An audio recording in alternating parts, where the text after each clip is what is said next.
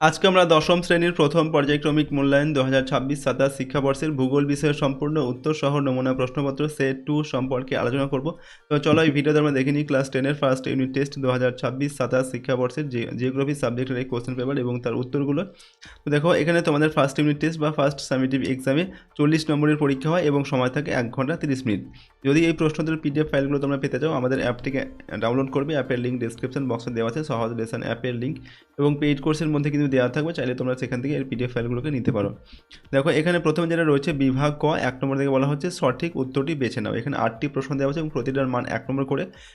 একের দাগে বলা হচ্ছে পলল শঙ্কু দেখা যায় পর্বতের উচ্চভাগে, পর্বতের পাদদেশে, মোহনা অঞ্চলে না খাঁড়ি অঞ্চলে। সঠিক উত্তর হবে পর্বতের পাদদেশে।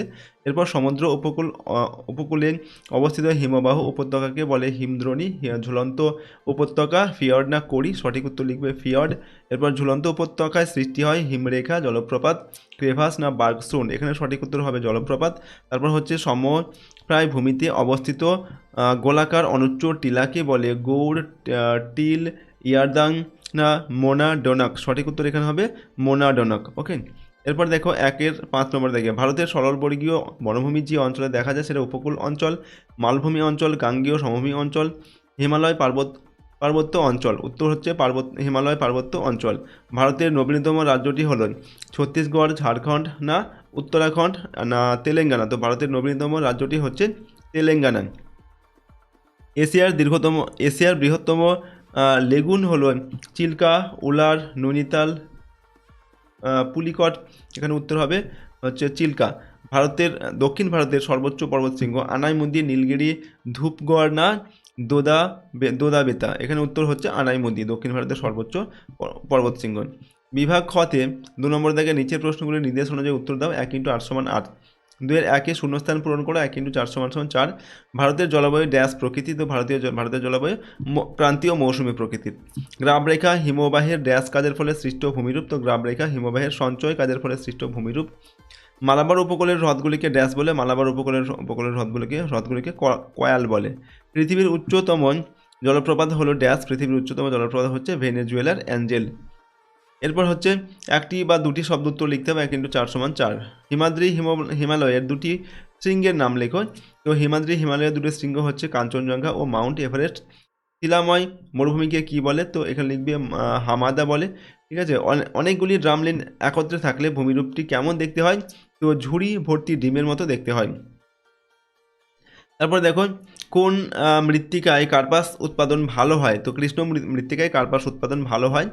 এরপর বিভাগ গতে রয়েছে 3 নম্বর দাগে সংক্ষেপে ব্যাখ্যা করো বিকল্প প্রশ্নগুলি লক্ষণীয়। 2 × 4 = 8, অর্থাৎ প্রতিটা প্রশ্নের মানে এখানে 2 করে।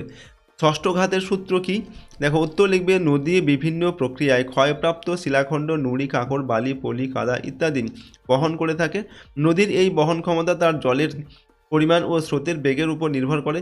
যদি কোনো একটি নদীর গতিবেগ দ্বিগুণ বৃদ্ধি পায় তাহলে তার বহন করার ক্ষমতা 64 গুণ বৃদ্ধি পায়। ঠিক আছে, অর্থাৎ নদীর বহন ক্ষমতা তার গতিবেগের ষষ্ঠ ঘাতে অর্থাৎ 2-এর পাওয়ারটা 6 হয়ে যাবে। অর্থাৎ নদীর যদি বহন ক্ষমতা মানে স্রোত 2 গুণ হয়ে যায় তাহলে তার বহন ক্ষমতা মানে তার 6 মানে পাওয়ারটা 6 হয়ে যাবে, অর্থাৎ 64 গুণ বেড়ে যাবে। ঠিক আছে, একে ষষ্ঠ ঘাতের সূত্র বলা হয়। তারপর দেখো অথবা পুঞ্জিত ক্ষয় কী, তো ক্ষয়ীভবন প্রক্রিয়ার একটি অংশ হলো পুঞ্জিত ক্ষয়। আবহাওয়া বিকারপ্রাপ্ত শিলাখণ্ড প্রধানত মাধ্যাকর্ষণ শক্তির প্রভাবে ভূমির ঢাল বরাবর তার মূল স্থান থেকে যখন অন্য জায়গায় স্থানান্তরিত হয় তখন সেই প্রক্রিয়াকে পুঞ্জিত ক্ষয় বলে। নেক্সট 3-এর 2 নম্বর হচ্ছে বহির্জাত প্রক্রিয়া কাকে বলে। বিভিন্ন প্রাকৃতিক শক্তির মাধ্যমে যান্ত্রিক ও রাসায়নিক পদ্ধতিতে ভূপৃষ্ঠের পরিবর্তন সংঘটিত হলে তাকে বহির্জাত প্রক্রিয়া বলে। যেমন নদী প্রবাহ, বায়ু হিমবাহ, সমুদ্র তরঙ্গ, জোয়ার ভাটা, বায়ুর উষ্ণতা, আর্দ্রতা প্রভৃতি বহির্জাত প্রক্রিয়ার উদাহরণ। তারপর অথবা দিয়ে রয়েছে বারখান কি, মরু অঞ্চলে বায়ুর প্রবাহ পথের সঙ্গে আড়াআড়িভাবে যে অর্ধচন্দ্রাকৃতি বালিয়াড়ির সৃষ্টি হয় তাকে বারখান বলে। পরের প্রশ্ন পার্বত্য মৃত্তিকার 2টি বৈশিষ্ট্য লেখো। তো 1 নম্বর পার্বত্য মৃত্তিকায় জৈব পদার্থের পরিমাণ বেশি থাকে। 2 নম্বর এই মৃত্তিকায় পটাশ, ফসফরাস এবং চুনের পরিমাণ কম থাকে। তাই এই মৃত্তিকা অনুর্বর প্রকৃতির, তবে সার প্রয়োগে উর্বর হয়। তারপর দেখো 3 নম্বর, এই মৃত্তিকা অনুর্বর হলেও চা, কফি, বিভিন্ন ঔষধি দ্রব্য, বিভিন্ন প্রকার ফল প্রভৃতি চাষ হয়। অথবা দুন কাকে বলে উদাহরণ দাও। তো কুমায়ুন হিমালয়ের হিমালয় ও শিবালিক পর্বত শ্রেণীর মধ্যবর্তী অংশে যে দীর্ঘ উপত্যকা আছে তা দুন নামে পরিচিত। কুমায়ুন হিমালয়ের কয়েকটি উল্লেখযোগ্য দুন হল দেরাদুন, চৌখাম্বা, পাটলি, কোটা প্রভৃতি। 4 নম্বর থেকে ভারতীয় উপমহাদেশ বলতে কি বোঝায়? তো ভারত, পাকিস্তান, বাংলাদেশ, নেপাল, ভুটান, শ্রীলঙ্কা ও মালদ্বীপ, এই 7টি দেশের মধ্যে প্রাকৃতিক ও সাংস্কৃতিক যোগসূত্র এত বেশি যে এই 7টি দেশকে একসঙ্গে বলে ভারতীয় উপমহাদেশ। অথবা কয়াল কি উদাহরণ দাও। কেরালা রাজ্যে মালাবার উপকূলে ভূ আন্দোলন দ্বারা বারবার উত্থান ও পতনের ফলে লবণাক্ত জলের জলাভূমি বা উপহ্রদ লক্ষ্য করা যায়। স্থানীয় ভাষায় এই জলাভূমি বা উপহ্রদগুলিকে কয়াল বলে। ভারতের বৃহত্তম কয়াল হলো ভেম্বানাদ। এছাড়া আরও কয়েকটি উল্লেখযোগ্য কয়াল হলো পুনামি, অষ্টমুদি, তারপর কোট্টা, কুলাম ইত্যাদি। বিভাগ ঘতে দেখো 4 নম্বর থেকে নিচের প্রশ্নগুলির উত্তর লিখতে হবে। এখানে প্রশ্নের মান 3 করে 3 দুগুণে 6 নম্বর দেওয়া আছে 2টি প্রশ্নের জন্য। প্রথমে দেওয়া আছে 4-1-এ নিচের যে কোনো একটি প্রশ্ন উত্তর লিখতে হবে। প্রশ্নের মান 3 নম্বর। প্রথম প্রশ্ন হচ্ছে অসমে ব্রহ্মপুত্র নদ বন্যাপ্রবণ কেন? তো 1 নম্বর কারণ হচ্ছে বিস্তীর্ণ অববাহিকা ও প্রচুর বৃষ্টিপাত। ব্রহ্মপুত্রের অববাহিকা অত্যন্ত বিস্তৃত এবং এই অঞ্চলে বিশেষত বর্ষাকালে জুন থেকে সেপ্টেম্বর মাস প্রচুর পরিমাণে বৃষ্টি হয়। এর ফলে নদীর জল ধারণ ক্ষমতা দ্রুত পূর্ণ হয়ে যায়। 2 নম্বর হচ্ছে নদীর স্বল্প ঢাল ও পলি সঞ্চয়। অসম সমভূমিতে নদীর ঢাল খুব কম হওয়ায় জলের স্রোত কমে যায়। এর ফলে নদীগর্ভে বিপুল পরিমাণে পলি ও বালি সঞ্চিত হয়ে চর এবং নদী দ্বীপের সৃষ্টি হয়। 3 নম্বর দেখো নদী খাত অগভীর হওয়া। অতিরিক্ত পলি সঞ্চয়ের কারণে নদী খাত অগভীর হয়ে পড়ে। সামান্য বৃষ্টিতেই নদীর জল উপচে দুকুল প্লাবিত করে ভয়াবহ বন্যার সৃষ্টি হয়। তারপর পরের প্রশ্ন দেখো গিরিখাত ও ক্যানিয়নের মধ্যে পার্থক্য লেখুন। তো গিরিখাত আর ক্যানিয়নের মধ্যে পার্থক্য কী? প্রথম পার্থক্য দেখো আকৃতি অনুসারে পার্শ্বদেশগুলি খুব সংকীর্ণ বা খাড়া হয় এবং তলদেশ খুব কম প্রশস্ত হয়। এটি ইংরেজি ভি এর মতো দেখায়। আর পার্শ্বদেশগুলি ক্যানিয়নের ক্ষেত্রে কী হয়? পার্শ্বদেশগুলি খাড়া হলেও মুখটি বেশি চড়া হয় এবং তলদেশও কিছুটা চড়া হয়। এটি ইংরেজি আই অক্ষরের মতো দেখায়। তারপর দেখো সৃষ্টির অঞ্চল। সাধারণত আর্দ্র ও পার্বত্য অঞ্চলে নদীর নিম্নক্ষয়ের ফলে সৃষ্টি হয়, আর সাধারণত শুষ্ক ও মরুপ্রায় অঞ্চলে নদীর নিম্নক্ষয়ের ফলে সৃষ্টি হয় এই ক্যানিয়ন। 2 নম্বর দেখে নিচের যে কোনো একটি প্রশ্নের উত্তর লিখতে হবে। প্রশ্নের মান 3 নম্বর। প্রথম প্রশ্ন হচ্ছে হিমশৈল বলতে কী বোঝায়? এর বৈশিষ্ট্যগুলি লেখুন। তো হিমশৈল কি না মেরু অঞ্চলে বা উচ্চ অক্ষাংশের উপকূল বরাবর বিশাল বরফের চাই, যেমন হচ্ছে মহাদেশীয় হিমবাহের অংশ, সমুদ্রের জলে ভেসে বেড়ালে তাকে হিমশৈল বলেন। এর বৈশিষ্ট্যগুলি কী কী? 1 নম্বর হচ্ছে জলের নিচে অবস্থান। হিমশৈলের মোট আয়তনের প্রায় 9% অংশই জলের নিচে ডুবে থাকে এবং মাত্র 1% জলের উপরে ভেসে থাকে। এরপর হচ্ছে 2 নম্বর সৃষ্টি। গ্রিনল্যান্ড বা আন্টার্কটিকার মতো অঞ্চলগুলিতে মহাদেশীয় হিমবাহের প্রান্তভাগ ভেঙে বা বিচ্ছিন্ন হয়ে সমুদ্রে ভেসে পড়ার ফলে এদের সৃষ্টি হয়। 3 নম্বর বিপজ্জনকতা। এগুলি বিশাল আকার এবং জলের নিচে বেশিরভাগ অংশ লুকিয়ে থাকার কারণে সমুদ্রপথে চলাচলকারী জাহাজের জন্য ভীষণ বিপজ্জনক হয়, যেমন হচ্ছে টাইটানিক জাহাজ। এর ফলে বিপদ হয়েছিল আর কি, টাইটানিক জাহাজ ধ্বংস হয়েছিল। তারপর দেখো পরের প্রশ্ন পশ্চিমঘাট পর্বতের পূর্ব দিকে বৃষ্টিছায় অঞ্চল, এটা ব্যাখ্যা করো। তো 1 নম্বর হচ্ছে আর্দ্র বায়ুর বাধা। গ্রীষ্মকালে দক্ষিণ পশ্চিম মৌসুমী বায়ু আরব সাগর থেকে প্রচুর জলীয় বাষ্প নিয়ে এসে পশ্চিমঘাট পর্বতের পশ্চিম ঢালে ধাক্কা খায় এবং সেখানে প্রচুর পরিমাণে শরীরক্ষে বৃষ্টিপাত ঘটায়। 2 নম্বর শুকনো বায়ুর আগমন। পর্বতের পশ্চিম ঢালে বৃষ্টিপাত ঘটানোর পর এই বায়ু পর্বত অতিক্রম করে পূর্ব ঢালে পৌঁছানোর সময় প্রায় শুষ্ক হয়ে যায়। 3 নম্বর হচ্ছে বৃষ্টিছায়া অঞ্চলের সৃষ্টি। শুষ্ক বায়ু যখন পর্বতের পূর্ব ঢালে নিচে নামতে থাকে তখন তার উষ্ণতা বৃদ্ধি পায় এবং সেখানে বৃষ্টিপাতের পরিমাণ উল্লেখযোগ্যভাবে কমে যায় বা হয় না বলে চলে। এই অঞ্চলকেই বৃষ্টিছায়া অঞ্চল বলে। এরপর দেখো বিভাগ অঙ্গতে 5 নম্বর থেকে নিচের প্রশ্নগুলির বিস্তারিত উত্তর দাও। 5 × 2 = 10। প্রথম 5-এর একের নিচের যে কোনো একটি প্রশ্নের উত্তর লিখতে হবে। 5 × 1 = 5। মরুভূমিতে বায়ুর সঞ্চয় কার্যের ফলে গঠিত ভূমিরূপগুলির পরিচয় দাও। ওকে, তো দেখো বায়ু প্রবাহের শক্তি কমে গেলে বাহিত বালি ও অন্যান্য পদার্থ সঞ্চিত হয়ে নিম্নলিখিত প্রধান ভূমিরূপগুলি সৃষ্টি হয়। যেমন 1 নম্বর হচ্ছে বালিয়াড়ি বা স্যান্ড ডিউন। বায়ুপ্রবাহের গতিপথে কোনো বাধা যেমন হচ্ছে ঝোপ বা টিলা থাকলে তার আড়ালে বালি সঞ্চিত হয়ে পাহাড়ের মতো টিলা সৃষ্টি করে বা বালিয়াড়ি, যা বালিয়াড়ি নামে পরিচিত। এদের আকৃতির ভিত্তিতে সিফ ও বারখান ইত্যাদি দেখা যায়। 2 নম্বর হচ্ছে বারখান।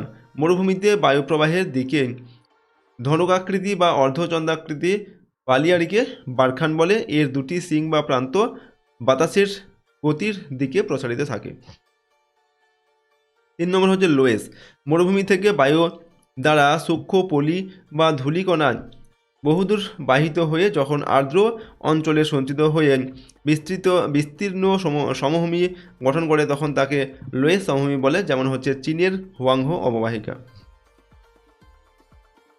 এরপর বায়ু ও জলধারার মিলিত কাজের ফলে সৃষ্ট দুটি ভূমিরূপের চিত্র সহ বিবরণ দাও। তো বায়ু ও অনিয়মিত জলধারার এই মিলিত কার্যের ফলে গঠিত প্রধান ভূমিরূপগুলি হলো 1 নম্বর পেডিমেন্ট। এটি পর্বতের পাদদেশে বায়ু অনিয়মিত জলধারা ও আবহাওয়া বিকারের মিলিত ক্ষয়কার্যের ফলে সৃষ্ট প্রায় সমতল শিলাময় ভূমিভাগ। এটি ধীরে ধীরে বিস্তৃত হয়ে পেডি প্লেন সৃষ্টি করে। 2 নম্বর হচ্ছে ওয়াদি। মরু অঞ্চলে আকস্মিক বৃষ্টিপাতের ফলে জলধারা যে শুষ্ক নদীখাত বা উপত্যকার সৃষ্টি করে তাকে ওয়াদি বলে। 3 নম্বর হচ্ছে বাজাদার।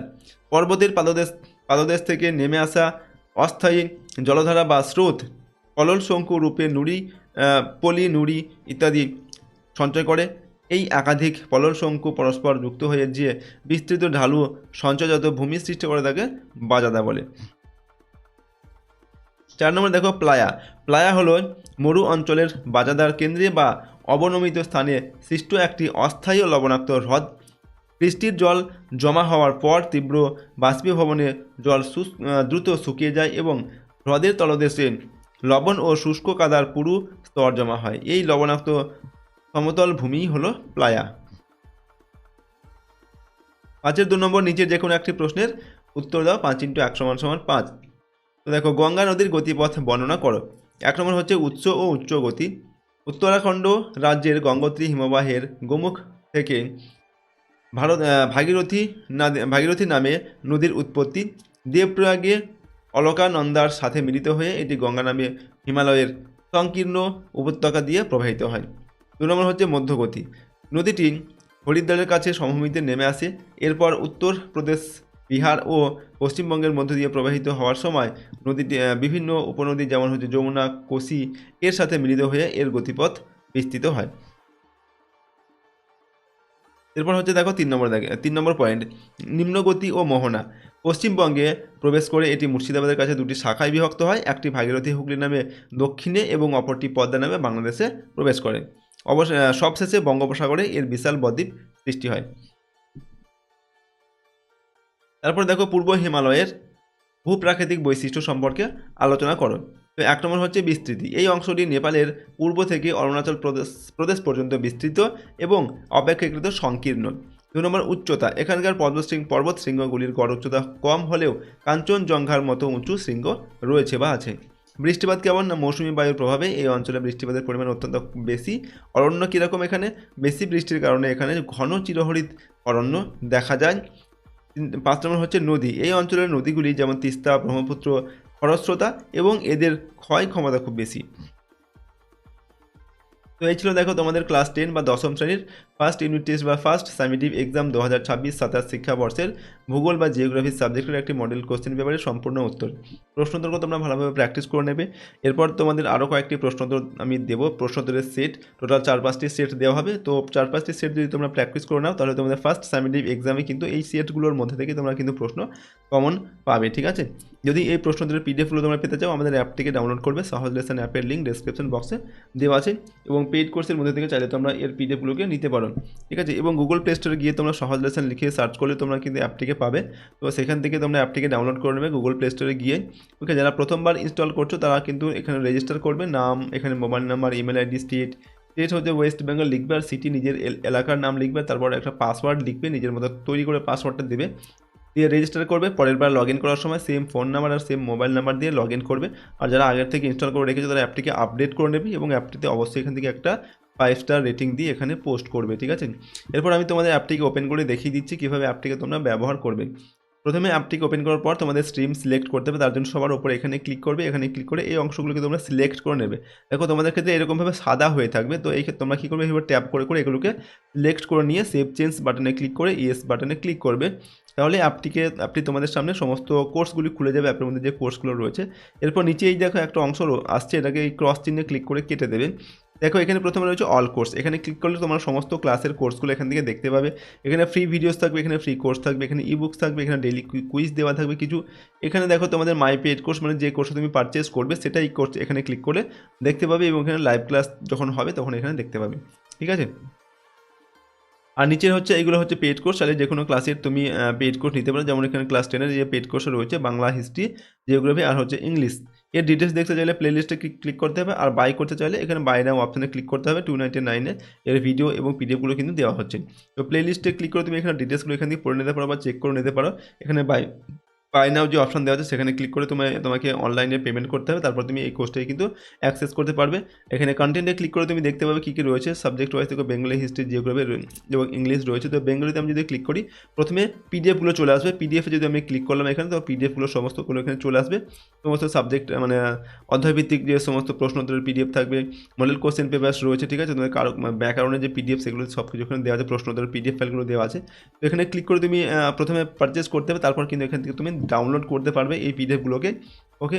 এবং এই অ্যাপের মধ্যে থেকেও তুমি পিডিএফগুলোকে দেখতে পারবে। আর যদি ভিডিওগুলোকে দেখতে চাও এখানে ক্লিক করে কিন্তু এর ভিডিওগুলোকে তোমরা এখান থেকে অ্যাড ছাড়াই দেখতে পারবে। সমস্ত যে প্রশ্ন তোমাদের যে বাংলা যে গল্প কবিতা রয়েছে সেগুলোর ভিডিও এখানে দেওয়া আছে, ঠিক আছে। তো এইভাবে তোমরা যে কোনো ক্লাসে যে কোনো কোর্স চাইলে নিতে পারো, এবং যে ফ্রি কোর্স রয়েছে তোমরা সেগুলোতে কিন্তু এখান থেকে দেখতে পারো ফ্রি ভিডিওসগুলো যেগুলো রয়েছে, ওকে। তো অ্যাপটিকে তোমরা কীভাবে ডাউনলোড করবে, কীভাবে ব্যবহার করবে বা ডাউনলোড করবে আমি তোমাদের দেখিয়ে দিলাম। যদি আমাদের চ্যানেল তোমরা নতুন হয়ে থাকে চ্যানেলটিকে প্লিজ সাবস্ক্রাইব করে রাখবে এবং বেল আইকনে প্রেস করার পর অল অপশানটিকে সিলেক্ট করে রাখবে পরবর্তী ভিডিওগুলি পাওয়ার জন্য। ভিডিওটিতে লাইক করবে, ভিডিওটি তোমার বন্ধু বান্ধবীর সঙ্গে শেয়ার করবে, কমেন্ট বক্সে তোমাদের মতামত অবশ্যই লিখবে। তো আজকে আমরা এই ভিডিওটি এখানে শেষ করছি। সম্পূর্ণ ভিডিওটি দেখার জন্য অসংখ্য ধন্যবাদ।